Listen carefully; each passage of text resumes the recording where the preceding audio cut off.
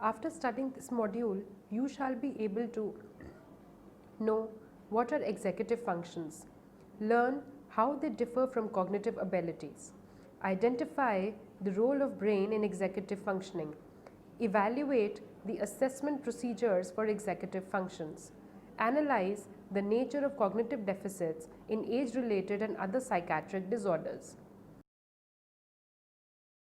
Executive functions remain at the epicenter of human cognition.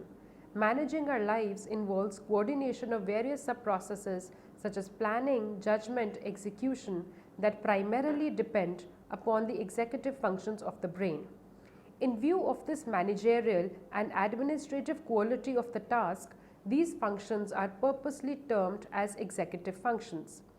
Just like an executive of a company who involves himself in planning, managing and execution of work, the executive functions of the brain also entail in the process of planning, problem solving, decision making and execution of various activities. The entire working of the human body is governed by commands of executive functions. The term executive function has been historically used by various psychologists. Broadly, most of the attempts have unified on to refer to array of cognitive processes involved in planning, problem solving, organizing behavior, etc. and identification of the related brain areas. The role of frontal lobes and other units in the brain was initially recognized by Oppenheim. He proposed frontal lobes to be involved in tasks of planning, regulating, strategy control, working memory, etc.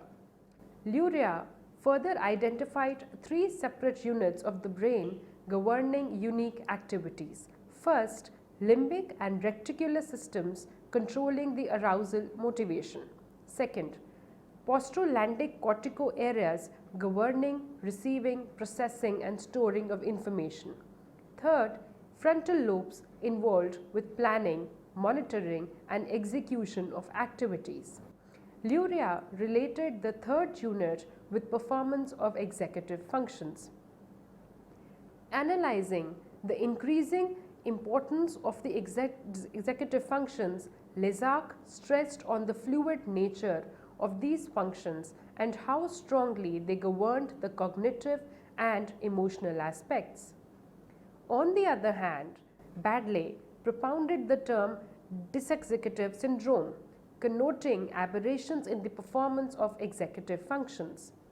Problems in planning, organizing, regulating, task shifting, fluency, inhibition were included as the symptoms of the syndrome.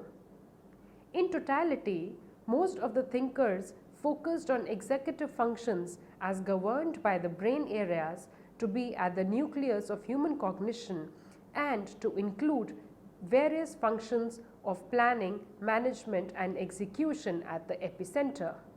Executive functions. First, meaning. Like various other cognitive processes, executive functions also lack an intuitive lay concept. Yet, various attempts have been directed towards developing an agreeable definition of the concept. Recent attempts have defined executive functions as those indulged in complex cognitions such as concept formation, solving novel question, assimilation, adaptation, developing strategic approach or sequencing complex actions. In another modern review, executive functions are identified as a product of the coordinated operation of various processes to be accomplished a particular goal in a flexible manner. These functions are also viewed as playing a critical role in construction and mature cognitions. The ability of the individual to hold and manipulate information in mind, to be able to act on alternatives rather than pure impulses, to exercise self-monitoring and to be able to flexibly shift to the changing cognitive tasks fall into the domain of adequate executive functioning.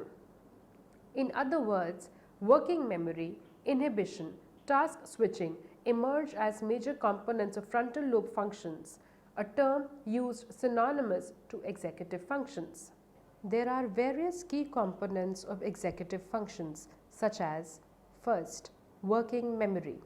It deals with holding information in mind while working on manipulating the information. It involves mental activities such as being able to relate one idea to another, performing mental maths, relating previous information with new learnt information, and sequencing the information. Working memory turns to be extremely important to have a multidimensional view of thought or action, critical thinking, execute, plan, and to enhance creativity. Second, inhibitory control. It refers to the ability to establish an impulse control and decide on actions based on priority. It entails the potential to be able to resist the first impulse, which may also be socially inappropriate, persistence on the task besides boredom and distraction, and to have enhanced selective or sustained attention. Inhibitory control turns out to be extremely important in order to establish discipline and conduct in behavior, social politeness, and appropriateness, at the same time a control over attention from distraction and impulses. Third, task switching. Also known as cognitive flexibility, it involves the mental shifting of one task to another. It is the ability to flexibly shift over perspectives and to adjust to new ones. In the process, it demands attention to be focused on the new task and at the same time to be defocused from the old task. Cognitive flexibility emerges as an essential component for critical problem solving and creativity. Fourth, judgment. It refers to the individual's ability to critically appraise a set of information, the potency to evaluate costs and benefits of an individual, at the same time being able to view it in light of past experiences, is called judgment. Evaluating the opportunity cost of an action in relation to self-need, satisfaction, practicality, repercussions, moral values, social pressures, risk-taking capacity entails the critical act of judgment. Orientation, imagination, anticipation, prediction all emerge as core cognitive concepts involved in judgment of an action. Fifth, decision making. In our everyday lives, we spend majority of the time making decisions about almost all spheres such as finance, relations, work, social life, etc. Decision making as a process involves choosing the justifiable options out of various alternatives available to us. The process is again directed towards the goal of seeking solution to a problem. Judgment forms an imperative part of decision making. It connotes critical appraisal of events and phenomena influencing opinion formation. Nevertheless, it is a continuous process without involving any cognitive exertion. The thin line of difference between decision making and judgment is that former entails making choices, whereas latter deals with qualitative evaluation and analysis of stored or received information. Sixth, planning. The mature cognitive ability to foresee events and to give them a space-time sequence is known as the act of planning. The organization of events and its management involve extensive process of planning. The simple example of planning could be organizing a birthday party, which would involve arranging and managing of events in appropriate time and space. Planning as a mental act is generally followed with execution, which determines the success or failure of planning. Both planning and execution go hand in hand, where planning without execution could be less hazardous than execution without planning, which would certainly reflect poor inhibitory control. Seventh, thinking and reasoning. The process of cognitive rearrangement and manipulation of events facilitating adaptation to the environment is conceived as thinking. It is perceived to be a constructive process of creating new schemas with active assimilation and accommodation process. Thinking involves interaction of various other mental activities such as reasoning, problem solving, judgment, abstraction, deduction, etc. Pedestal to thinking is the interface between concepts and ability of reasoning. Concept refers to mental categories representing objects, ideas, abstractions, organisms, etc. The organization of knowledge in hierarchy and system is provided by concepts which are clearly manifested in behavior than explicitly seen. Reasoning, on the other hand, emerges from logical thinking and inference to seek solution to a problem. Rationalizing events based on stored information, experiences, knowledge, rules encompass goal-directed thinking. Reasoning is broadly of two types, deductive reasoning and inductive reasoning. Deductive reasoning allows drawing of inferences from set of assertions, whereas inductive reasoning deals with development of general assumptions based on small evidences. Both types of reasoning are goal-directed and are aimed at problem solving. The flexible coordination of the above-mentioned sub-processes directed to achieve a specific goal is the responsibility of executive control systems. An aberration with such system may totally lead to disjointed, disinhibited, and poorly controlled behavior. Coordination, control, flexibility, and goal orientation, therefore, lie at the heart of the concept of executive function. Process. The process or actions of executive functions include initiating, regulating, maintaining, terminating, etc. It also involves other cognitive abilities such as planning when faced with new settings or situations, forming ideas, storing information in and assessing it from working memory, controlling emotions and thinking abstractly. These functions may follow sub-steps in sequence such as Step 1. Start. At this step, the individual begins with a question or a problem in mind and aims to devise ways to solve the problem. In order to look for a solution, the individual also resorts to past experiences, values, probabilities, new possibilities, etc. Step 2. Maintain. It deals with continuing the action, regulating and updating the changes. Step 3. Switch. This step marks the person's ability to exhibit cognitive flexibility by switching over the tasks. It entails completion from one task and starting the other one. Step 4. Stop. This step involves termination of task and evaluation of the outcomes.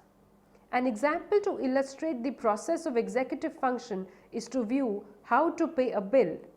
This will involve series of steps such as: first, what action to be done; second, to execute the action, what are the requirements; third, after arranging for the requirements, when to shift to the next step; fourth, further, when to move to the subsequent step; fifth, lastly, to terminate after completion of steps. In the entire range of activities, the feedback about the quality of each step determines the move to the subsequent step and finally the overall evaluation to ascertain the termination of the activity.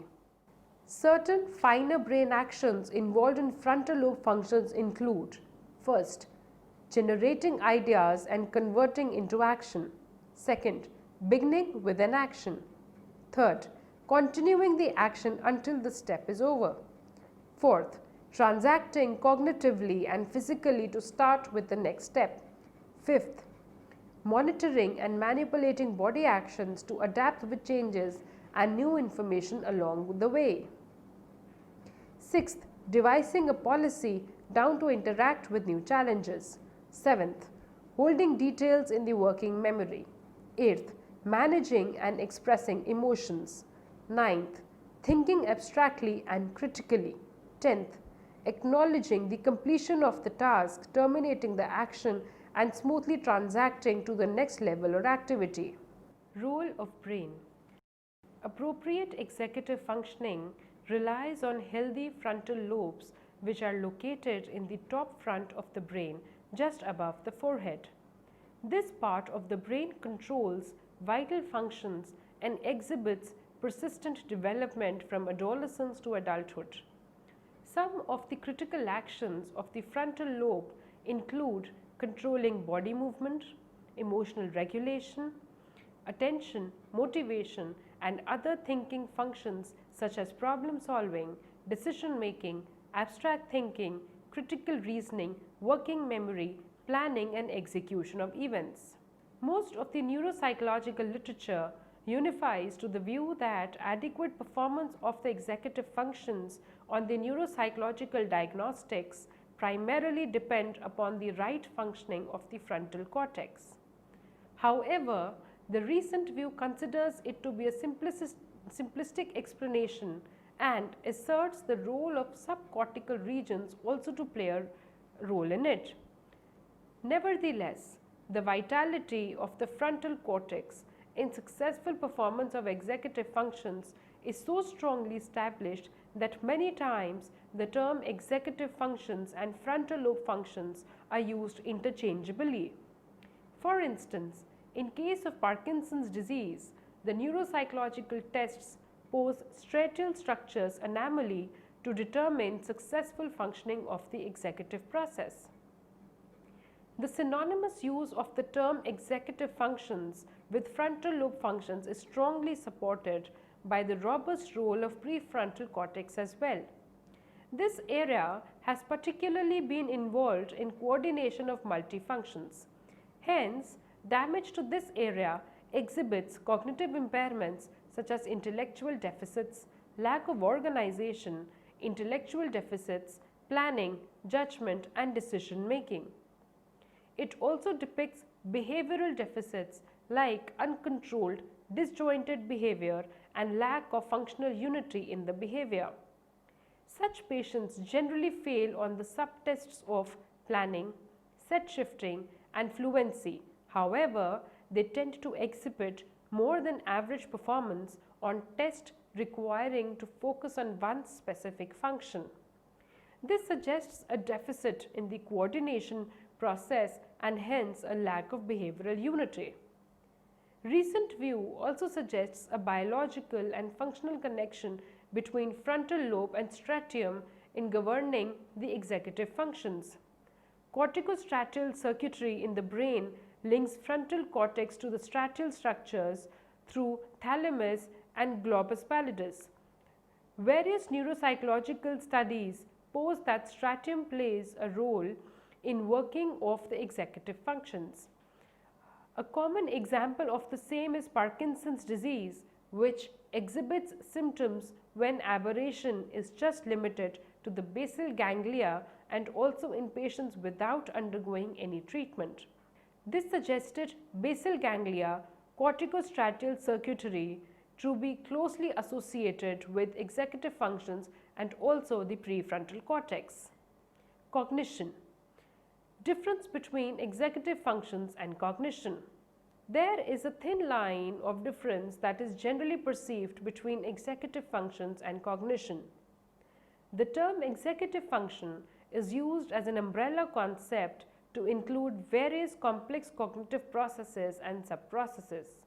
By and large, various attempts to define executive functions include processes such as inhibitory control, cognitive flexibility, working memory, planning, organizing, etc., which suggests executive functions not to be a single unitary idea.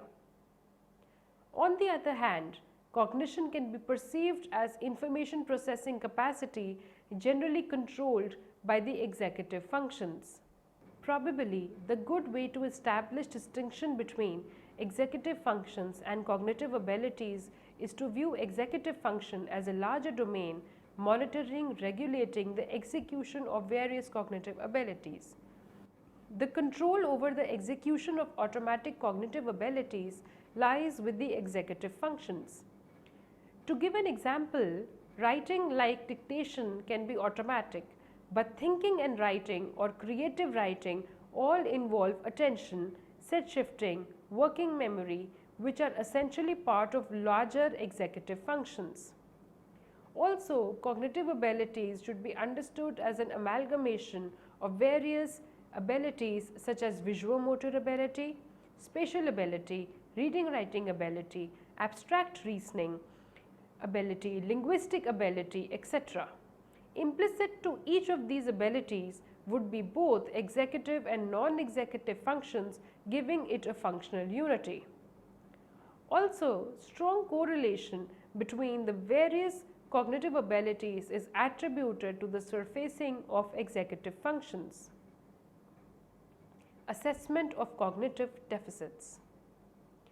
Recent development in the field of neuroimaging has made possible the assessment of neuronal base of executive functions. A robust advantage of the neuroimaging approach is the ability to minutely dissect and discern the area of brain involved and the degree of involvement. Also, it has helped to move beyond the simple explanation of frontal lobe involvement to other intricate areas such as prefrontal cortex, basal ganglia and striatum. Another strong advantage of this technique is to be able to distinguish between psychiatric and neurological executive deficits and at the same time also assert the prognosis and possibility of treatment. Conforming to the previous view, neuropsychological data purports executive functions to be closely related to intact functioning of the frontal cortices. Thus, executive dysfunction viewed in various pathologies is more or less attributed to structural or functional frontal anomaly mediated by flexible connecting networks. As a result, the recovery of executive functions due to functional reorganization within executive networks post-brain injury also act as a strong evidence of the same time.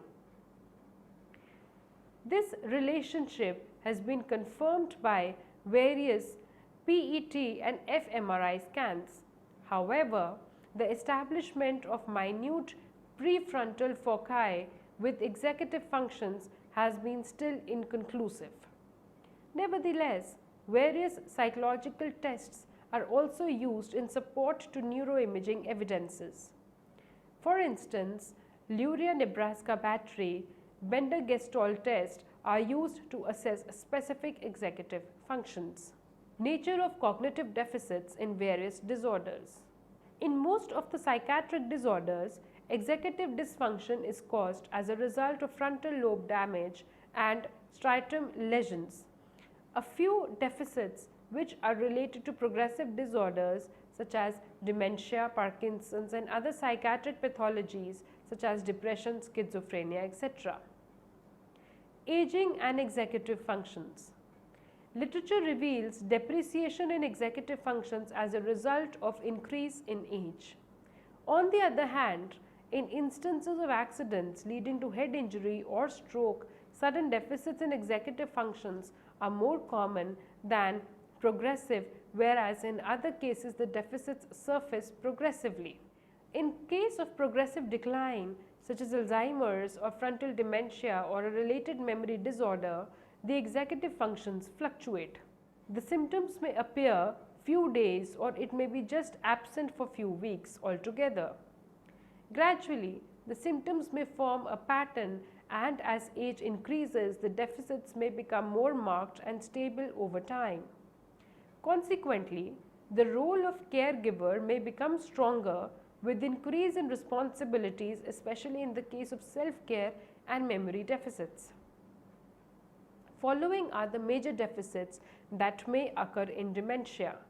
First, difficulty in sequencing actions such as picking an object, using it and keeping it back after use. Second, difficulty in set shifting where an individual may have trouble in starting, continuing and closing an action. For instance, in case of eating meal, the person may forget to start and after initiating may be reminded again to eat further and stop once the stomach is full. Third, deficit in working memory may surface where the individual may have problem in retaining the information while working upon it. For example, while talking about an event, suddenly forgetting and losing track of information. Fourth, difficulty in keeping emotions constant and connected with each other. There may be certain extreme liability of mood and expression. The patient may suddenly depict a strong outburst of emotions, which may at times appear an overreaction to a genuine situation, or at times just may be extremely apathetic to an emotional situation. Such kind of extremity may become extremely touchy for the caregiver to handle. In the same view, it may also become a challenge for the patient to control from one's own self from giving harsh, rude comments, which may at times also sound illogical. For instance, the getting hurt somewhere while walking.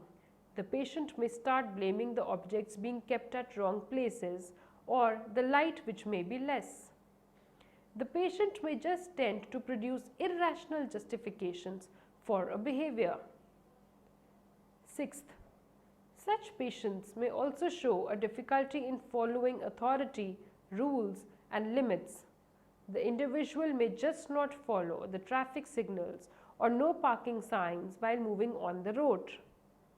Spontaneous rude comments may be difficult to stop, keeping the authorities surprised for overacting in spite of the plausible fault. Seventh, impulsivity may become strongly evident in everyday behavior. Learning from past experiences and its application in the decision may just not get reflected. An example of the same may be shown in impulsive shopping of things in huge numbers which may just not be used. Eighth, sequencing and turn-taking in conversation may also pose a strong challenge. Slow motion in actions and also at times in conversation may become very common. Ninth, self-monitoring may be completely absent. The patient may be self-blind and not able to see his own mistakes. The realization or correction in mistakes thus may not follow. 10th, shifting in tasks, ideas, emotions may become most difficult for these patients. It may also seem as if they are stuck somewhere and are not able to come out of it.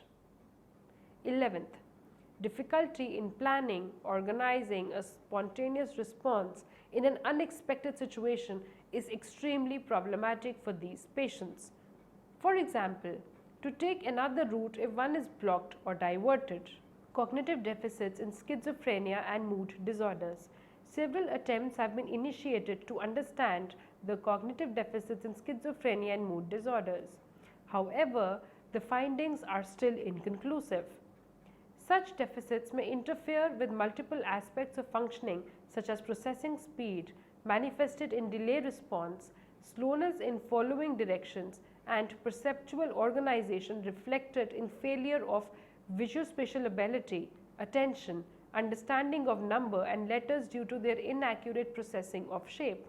A large analysis of literature suggests presence of cognitive deficits both in schizophrenia and mood disorders, though the nature of such impairments may vary qualitatively. Schizophrenia, being a psychotic disorder, may exhibit intense deficits to an extent that there is a debate for inclusion of these deficits as a co-diagnostic indicator in DSM-5. Despite the heterogeneity, there are certain cognitive deficits which are communal to schizophrenia and mood disorders, such as decrease in working memory, attention, psychomotor speed, task planning, visuospatial abilities, etc. Summary. First, executive functions refer to mature cognition involving concept formation, problem solving, assimilation and adaptation, developing strategic approach or sequencing complex actions. Second, key components of executive functions include inhibitory control, cognitive flexibility, working memory, planning, judgment, reasoning, etc. Third, the process of executive functioning includes starting with an idea, maintaining and regulating it, switching over to another mental content, and finally terminating the action. Fourth, the role of brain is extremely robust in controlling executive functions. Frontal lobe is identified as the key area involved.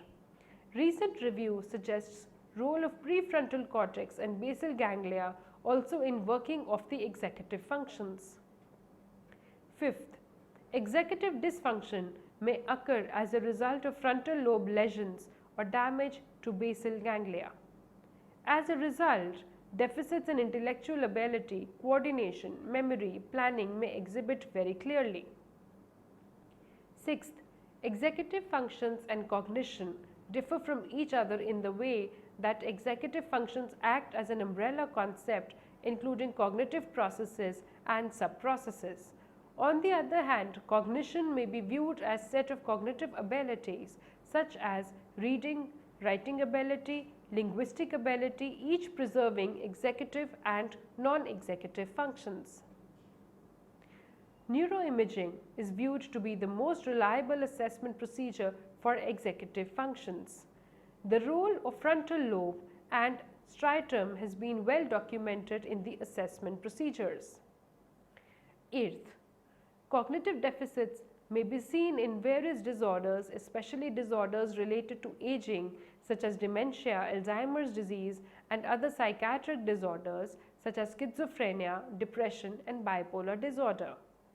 The deficits may surface in each of the disorder, however, the magnitude of occurrence may strongly vary.